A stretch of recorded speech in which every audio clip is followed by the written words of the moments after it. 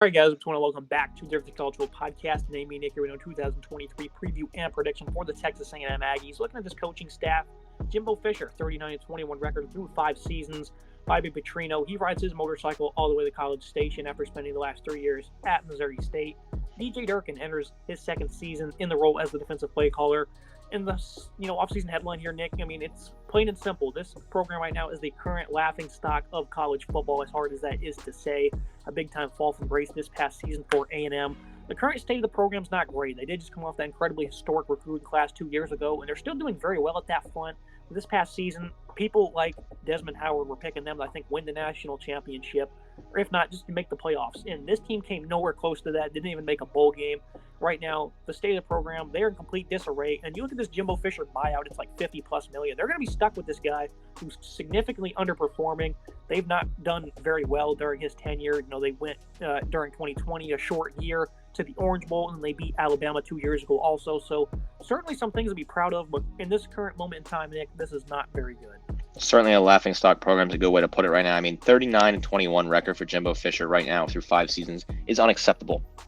They fired their previous coach, who had a very similar record at the same time. And you got the coaching staff they're bringing in, just a who's who of characters who have made mistakes. I mean, Trino obviously had his whole thing where he was at Louisville, then he left, went to the NFL to go be Mike Vick's coaching savior and work on his mechanics. But obviously Vick had his whole off the field issue, so he bails on Atlanta halfway through a season, goes back to Arkansas, is building a great program there with those great fun offenses they had, and then he just wrecks the motorcycle with the intern and all that mess and lying about it and the police report and all that.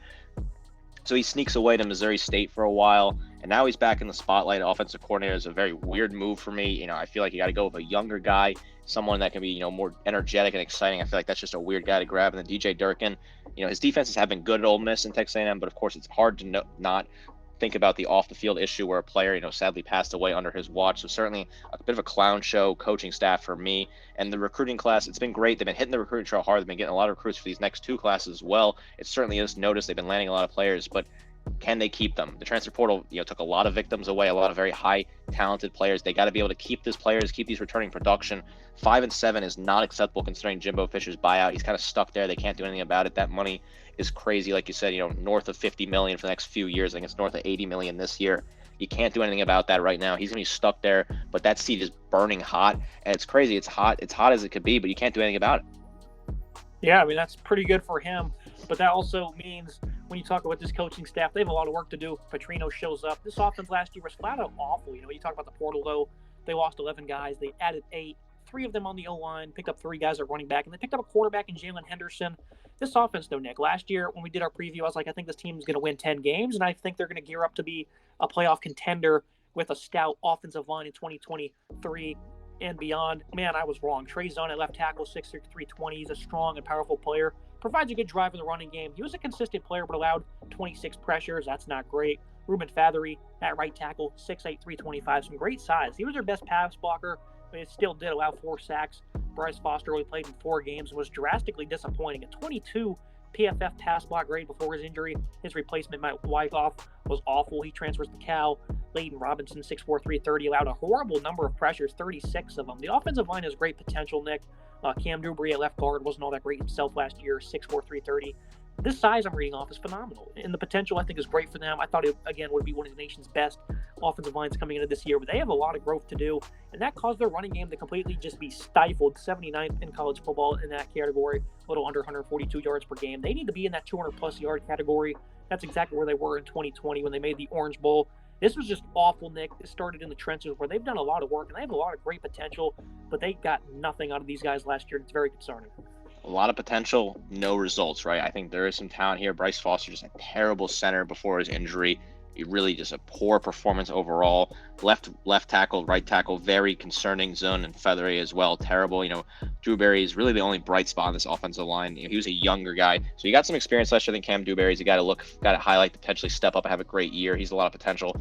It's tons of potential with this team. They just got to find a way to make it work on the field. There was absolutely nothing going last year for them, like you said, poor on the ground, 79th in the country, 141 yards per game is unacceptable when you have such a talented back like they did in Devon Achane, who leaves the program. It's tough. They got to find a way to make the trenches work, because in the SEC West, the trenches are really important. You got to be able to win those battles. It's important to note most of those players like Foster, Fadler, and Wade Robinson also. These guys were good players in 2021, and they just drastically fell off this past season. Looking at Connor Wigman, this guy was a quick decision maker, was smart with the ball late in the year, knew when to rip it. A loose, smooth arm from his baseball days, 6'2", 215. He's going to continue to get bigger. Good athletic ability, an impressive runner that can create.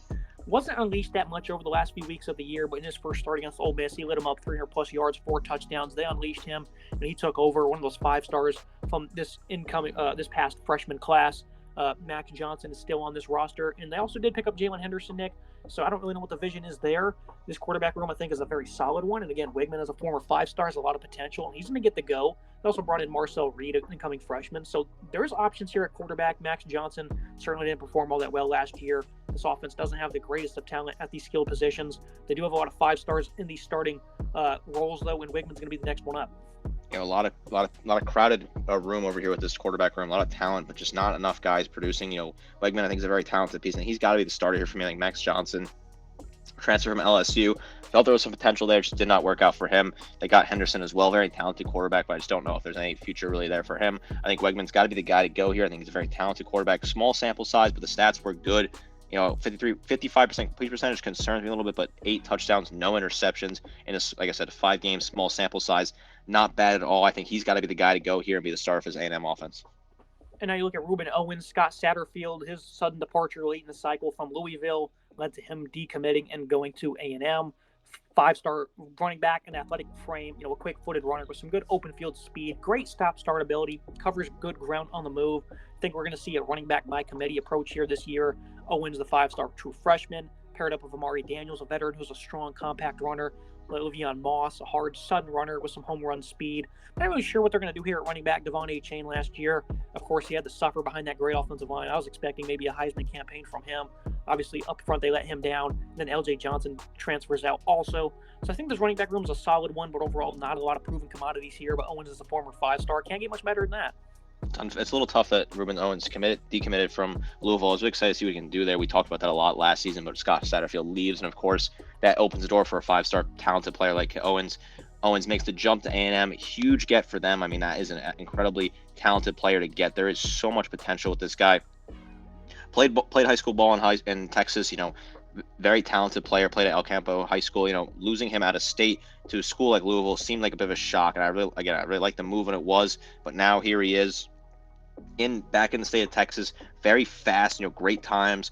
Ran track and field in high school, so he's got a lot of speed. I love the speed of him. Very talented back. Won a lot of awards in high school, so I think he's the guy to lead it here. He should take over and be the star back as a true freshman. Very talented player. But I think Le'Veon Moss as well is a very talented back, so there certainly is some potential in this running back room.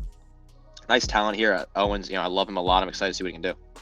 Look at the receiving core. It's pretty much a copy and paste from what we said last year, Nick. You talk about Anais Smith, a guy who can be a Swiss Army knife player. Very dangerous in the open field, a strong separator from the slot. Parses vertically very well. Comes off a bad knee injury, though. Kind of reminds me of Dante Demas from Maryland last year. He was expected to be a good player for them, and he was on pace to have a great season in 2021. Hurts his knee, comes back last year, which is not effective, wasn't efficient at all, and I think that could be the similar fate of Anais Smith. Hopefully it's not, because they really need him to get involved. And you look at Evan Stewart, another one of those 5-stars, a slim, athletic pass catcher, good hands to win in traffic, great in-air body control, good athlete in space, 5'11", 170. This guy's ability to go after the football with it in the air, Nick, last year was incredibly impressive. I was having fun watching Evan Stewart. And Moose Muhammad, a player with some good speed, a long frame player.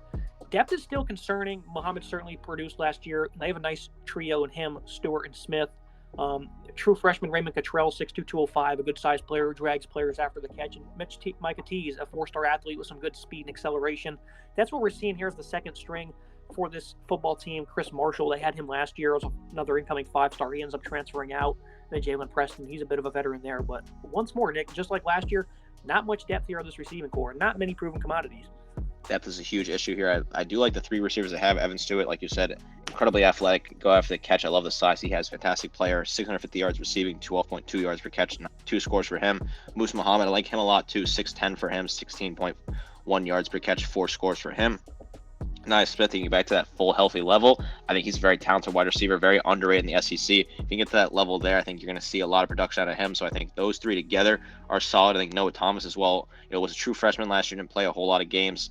didn't have a lot of catches, but he's a guy that's very underrated, a lot of potential there as well. So I think there is some nice potential in this, but depth is a concern. I'm seeing a lot of true freshmen being the second string on the depth chart. That always concerns me.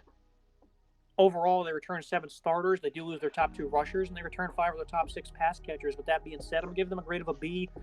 101st in points per game. It's awful. This running game needs to regain its pulse because that's just the identity they went to the Orange Bowl with, and they're very successful in doing so. So that's the identity they need to get back to grinding out the offensive line. They need to be, 75% better at least to even have a chance of winning this division. So I'm going to give them a B. The run game, again, they need to be better. The passing game also needs to, go hand in hand with that. B for me, a lot of potential here, but we'll see what happens. B for me as well. They got to find a pulse in the running game, get after the ball, be able to run after the ball. I think it starts in the trenches. Can these offensive line pieces step up and be the talented piece they need? That's the huge question mark here, because I think Ruben Owens, if you get him the holes, he's going to break through and be able to use that burst of speed to score for you. Just got to create him the holes. Looking at the Aggie defense, this is a unit that certainly did their part a season ago, 25th in points per game allowed. They were first nationally against the pass, but they were also one of the worst against the run, which again, Nick, we're about to talk about how good this defensive line was, and they were just flat out awful. But first I want to talk about the portal. They lose 17 players, 8 of them on the defensive line. They also lost 5-star Denver Harris, added 5 players, 3 notables we'll talk about in the secondary. They returned 8 starters, which is great for what this defense was able to provide a season ago, including 6 of the top 7 tacklers. Top 5 guys in terms of tackles for loss are back. They do lose Antonio Johnson, Andre White as the most notable, so not too many big losses here. Only 19 sacks for this team, Nick. That was 111th in FBS. They allowed 87 runs of 10-plus yards. That was 127th in college football. On the other hand, they were first in fewest 10-plus yard pass plays allowed, so the secondary certainly did their thing. 111th again in sacks, outside the top 120 in numerous run defense categories. And this is ridiculous, Nick, because they have 5 stars galore here on this defensive line. McKinley Jackson, he's an explosive player that generates great power off the snap. Good feel for working off blocks. He's tough to handle up front at 6'2", 325. Shamar Turner, violent hands, long arms, high effort player with some good burst. Impressive combo of feet and strength. He wins at the point of attack. 6'4", 300 pounds from him. They landed 4 of the top 5 defensive line recruits in the class of 2022. Walter Nolan, Shamar Stewart, LT Overton, Gabriel Brownlee Dindy. They also just landed the top-ranked defensive lineman in the class of 23, David Hicks. They are absolutely stacked on the defensive line, Nick. And obviously last year we kind of expected them not to be the greatest because obviously true freshmen in the SEC, they're not all going to get on the field. Fadil Diggs, he was much better than anticipated at the defensive end position. Overall, this is a great group, but no one has proven to be elite yet. There's not much production from these guys. They are absolutely stacked with talent and size. The same thing as the offensive line, but guess what? Just like you said, a lot of potential, no production. Certainly is the big word of this Aggie team. Is just a lot of potential, no production. I'm going to keep saying it over and over again. I don't want to sound like a broken record, but I kind of have to at this point. Shamir Turner, disappointing from him. I want to see more out of him. 32 total tackles last year, 4.5 tackles for loss. Got to see better numbers out of him. Disappointed certainly for him. McKinley Jackson, I love him. Great speed, good player. 37 total tackles for him, 7 tackles for loss, 2 sacks. Again, got to see more production out of him. Overall, Walter Nolan as well, got to see more production out of him. Very talented player, high upside, but got to see more production out of him. 29 total tackles, 2.5 tackles for loss, and a sack for him. Diggs as well. I think Diggs, was one of the more underrated pieces. A lot of people weren't talking about him last year. He had a good year, 28 tackles, 5 tackles for loss, 3 sacks by his numbers. He only played in 8 games. Can Diggs stay healthy, fully be involved off that edge? I certainly think it's possible. They had numerous all-freshman players in this conference in 2021. Edgar and Cooper, a linebacker, is one of them. He was a consistent defender this past year, led the team in tackles for loss. Chris Russell's back. He was a solid run defender this past season. So they do have 2 vets in the middle. Depth is a bit of an issue. Lots of youth. Durante Davis, he was great at Jackson State. He transfers in this past season. Teron York, Damian Sanford, Chance Johnson, 3 freshmen that are all going to be battling for some time in this linebacking core. Obviously, you're only going to have about 2 of them on the field at the same time, but again, this is a area of the roster where depth could certainly plague them, but with this defensive line that's in front of them, even if some guys go down, they should have no problem stepping up and carrying the load.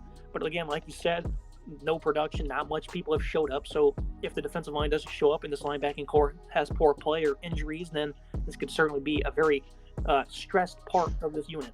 I think Russell and Cooper are very talented. Russell, 6'6" total tackles, 7 tackles for loss, 2.5 sacks. Good numbers for him. Cooper, 8 tackles for loss. Led the team, like you said, 61 total tackles for him. 2 solid linebackers. I like the veteran leadership there. Depth is certainly an issue. I do, like I said, the veteran leadership. They're both seniors, so that's very good. I look at the depth chart. There are true freshmen in the second spot there, so that certainly concerns me a little bit. But I think outside of those 2, I think those two are very talented, good building blocks, but certainly concerns about the depth in the linebacking core. And like I just said a moment ago, that secondary, they were top-ranked pass defense in college football. Tariq Chappelle, another one of those players who was great for them as a freshman. Didn't exactly play that well this past year, but I definitely think he's going to emerge as one of the top corners in this conference. A quick twitch player who's got good run defense skills, good closing speed. The versatility is certainly important. He isn't the best athlete, but he should certainly thrive as a nickel, coming off a bit of a disappointing sophomore year. 17 pass breakups, though, the past 2 years. Only 1 interception in that time frame. They pick up Tony Grimes, who was vastly disappointing at UNC as a former 5-star. Sam McCall, they pick him up in the portal. McCall, he was good in limited snaps for Florida State. Elite ball skills, has good physicality, and the speed checks out. This is an ex-high-end 4-star with some great potential.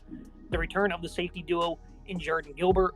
This is a guy who was sturdy in coverage. Wasn't all that great versus the run or as a tackler, but you pair him up with Damani Richardson, who's been around a long time. He led the team in tackles last year. He was third in 2021. He's a more than willing tackler for this football team with some good anticipation, showcases some nice versatility. He lines up mainly in the box, though. I think the secondary is certainly going to be a very important part of this football team, but I think if the defensive line is going to pick up their slack, some of the slack from last year they had up front, paired up with the potential of the secondary, this could be a very crushing defense. Because, again, they were first against the pass last year, Nick, and they only had 19 sacks, and they struggled mightily against the run. So if this defensive line starts to meet some expectations, this secondary is going to be right there with them, and I think it's going to be deadly for opposing offenses. Very good secondary. Nice return production. Richardson leading the team in tackles, 73 total tackles for him, 2.5 tackles for loss, 5 pass breakups. Gilbert, good numbers for him, 61 total tackles, 4 pass breakups. Chappelle, 44 total tackles, 2.5 tackles for loss, and 8 pass breakups for him. So there's some good numbers here, certainly. Some nice talent on the secondary. I think there is good production here. Tony Grimes, can he meet those levels we expect out of him? I would certainly hope so. We'll see if this new fresh area for him moving to College Station could help with that. Very talented player at cornerback. So overall, it's a great secondary. They were number 1 in the nation in pass defense last year. I don't know if they'll be that same level again, but I think the secondary is good. Very talented group overall. This is a really good defense. I just got to see production on the field. Great on paper, but you're not going to get all the love from me until you can really prove it each and every single week on Saturday. They have a great DB coach in TJ Rushing. Getting him Sam McCall, I think, can do wonders for them. Losing Denver Harris is a bit of a sting, but they did a bit of a trade there in that sense. Obviously, the run defense needs a major boost and better ball production. They only had 4 interceptions despite how well the secondary played a season ago. I'm going to give this unit an A. I think the linebacking core is going to hold them back a little bit. And then some of the things in the secondary certainly need to be hashed out a little bit. But again, first in FBS, so I'm not going to give them many critiquing there. Defensive line, I think they're going to be really good this year. I think they're going to step up immensely. A for me, I think this is a top 10 defense in college football. I think they certainly did their part last year. And they were significantly overlooked because everyone was laughing at how bad their offense was. I think this is a really good defense. Very good defense. I'm going to go B+. I'm a little more cautious because I think the depth is an issue, but I think what they return is talented. If these guys can hit full cylinders, they certainly can be an A defense very easily. Looking at the schedule preview and prediction, this is a very tough team to predict, Nick, because last year, again, it was just such an up and down year. The Aggies have one of the top rosters in America, but they were awful in the trenches a season ago for literally no reason at all other than they were just not good. Everyone is there. The pieces are straight. The offense has a young hot shot at quarterback and some good variety at the skill positions. Offensive line needs to step up immensely. Defense is one of America's top units, and they should, once again, be able to do that behind an elite defensive line. In terms of talent, again, the linebacker is a bit iffy. Secondary should continue to be strong. Last year's awful effort makes me hesitant to pick too much. So I went with a little bit of both. I have them going 8-4 if a win over Alabama, but also have them losing 3 road games, Miami, Ole Miss, and LSU. And I see them losing in Arlington to the Hogs. So I think this is a very conservative, very good balanced prediction where they're going to beat Alabama and Tennessee, but they're also going to lose to some of those higher quality opponents in conference. I think it's a very balanced schedule. It's a very nice schedule for this A&M team. I think this is right where they want to be at. Miami is very interesting. The rest of the non-conference is not really a sweat. I think this is a good team on paper. I just got to see it on a Saturday. I get concerned. I think last year that was a great team on paper. They just did not live up to the hype. Jimbo, a bit of a mess. These 2 coaches on the offensive defensive coordinators, I'm curious to see what they can do this year together. Overall, I think this is a good team. So much talent here. I think 8-4, 7-5 is kind of where this team is, which is an improvement for where they were last year, but it's not what Aggie fans want. They want to be in the playoff competing, and they got to find a way to kick this into high gear because if they cannot find a way to produce very soon, Jimbo's seat's only going to get hotter. How successful would a win over Alabama, who's going to be a top 5 team this year, and Tennessee's going to be pretty solid themselves? How good of a year would this be if the schedule ends up being a carbon copy prediction ends up being exactly what happens? How happy would Aggie fans be?